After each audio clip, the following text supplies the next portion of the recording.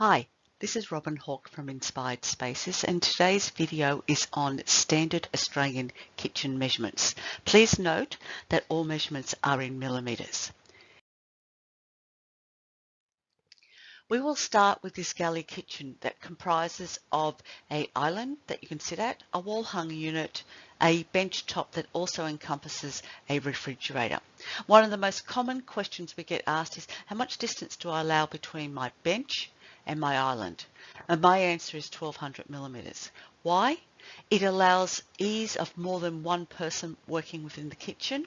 If you have the oven door open or the dishwasher open or the fridge door open, it allows ease of movement past each other. So that is why we recommend the 1200 millimetre. However, if space is tight, you can get away with a metre. And if you absolutely have to go down to 900, I would only advise that as if you don't have any appliances within the island or the cupboard. Otherwise, it's just going to make it too difficult. The next question we get asked is about the width of the island. And ideally anything from 900 to 1200, though you could go as low as 750 depending on the scale of your room. With a 1200 island, it will allow you to have some cupboards on the back end of the island, and it's great little space for storing excess glasses, trays, things you don't use often. However, most people tend to use, if you have a 900, tend to use that space here as an overhang to sit. So when we're talking about an overhang to be able to sit at an island, you need a minimum of 300 to make it comfortable, and ideally no more than 400. But again, it's dependent on the scale of the room in which you're working.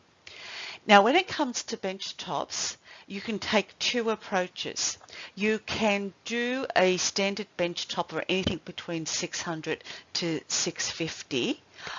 That is if you do not want to align the depth of the fridge with the bench. Now, a lot of people these days don't like the refrigerator sticking out, so we tend to, and I tend to do as a designer, line the depth of the fridge with the depth of the bench top. And the reason being, it gives you a very streamlined look and a very sleek look.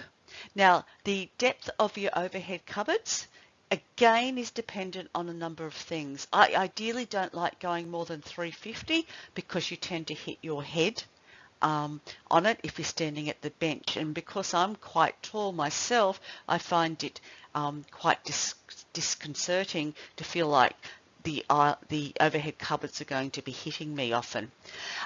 What also often depicts or influences the depth of the overhead cupboards is the particular range hood that you put in.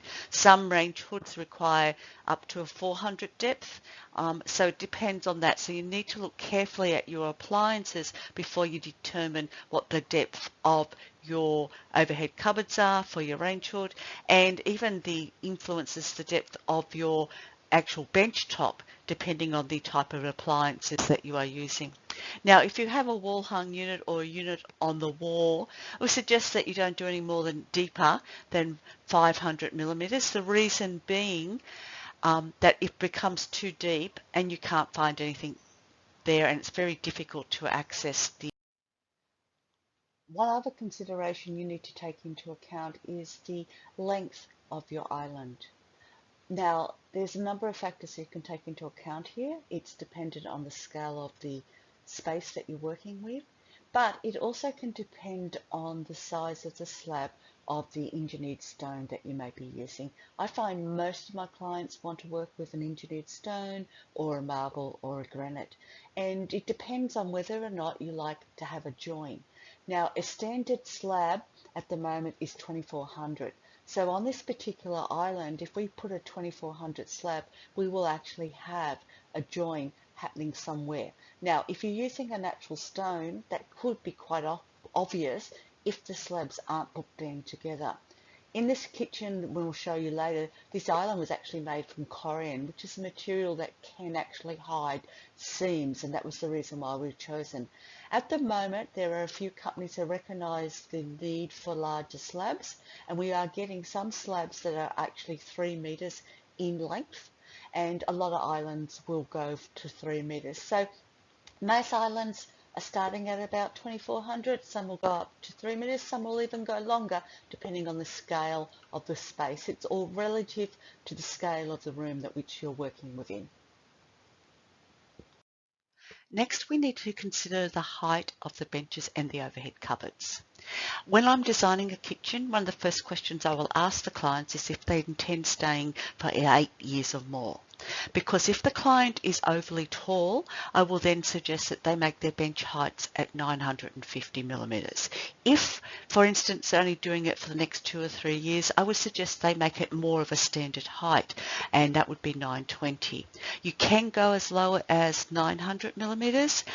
But I tend to stick to the 920 as a good compromise. It works well for people who are tall and as well as for those people who are challenged in height. Now, the height of the kickboard, again, is influenced by the height of the bench. If you're doing a 920 high bench, I like to do around 120 millimetre high kick. If it's only 900, I will reduce the kick to 90, and if it's 950, I will take it up to 150 millimetre kickboard. Again, it depends too if you want to put a drawer in the kick. That will also mean that you'll need at least a minimum of 150 millimetre kick to be able to do that. Now, the height of the overhead cupboards is definitely influenced greatly by the height of the users. Please note, yes, we will get a lot of storage in the overhead cupboards, but it is storage that you won't be using daily, especially in the top cupboards, because you won't be able to reach it. So it's a great storage for things such as glasses and trays and things that aren't used often, that can be stored there. Anything again from 1580 high to 1700. Now, it's a thing I've got to be careful when I'm designing. Because I'm tall, I will tend to hit the 1700 high mark as ideal. But some of my shorter clients, 580 high is where it will sit comfortably, that they can use the bottom shelf comfortably and reach glasses or cups or whatever they want to store in there easily. Again, this height is also influenced by the range hood, and if, for instance, using a gas hob or gas cooktop, because in Australia the minimum distance between the cooktop and the overhead cupboards or the range hood for a gas is 600 millimetres. So again, that will impact the height of your overhead cupboards. Now, what I suggest is that your overhead height of all cabinets, including your fridge, your overhead cabinets, is no more than 2300, because it's not accessible unless you'd be using a step ladder constantly or even a small ladder to get there. One way of overcoming an issue of having exposed cupboards and gathering dust is actually to add a bulkhead over these cupboards. Is a good way of actually overcoming the issue of collecting dust. This is the kitchen we were demonstrating all our ideal measurements on, and we are absolutely delighted with the end result, as is our client. This is another one of our kitchens, and as you can see, we still use the same principles of heights and depths and measurements in this kitchen as we did the last one. Please enjoy a few more of our kitchens that we've designed in the last few years. I hope you enjoy them.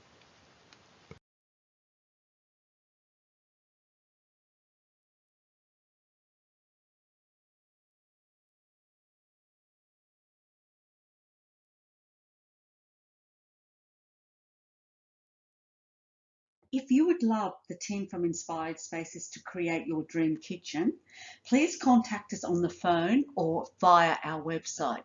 Phone number 0401 068 670 or website inspiredspaces.com.au. Whilst you're at the website, check out our free download for creating your dream kitchen.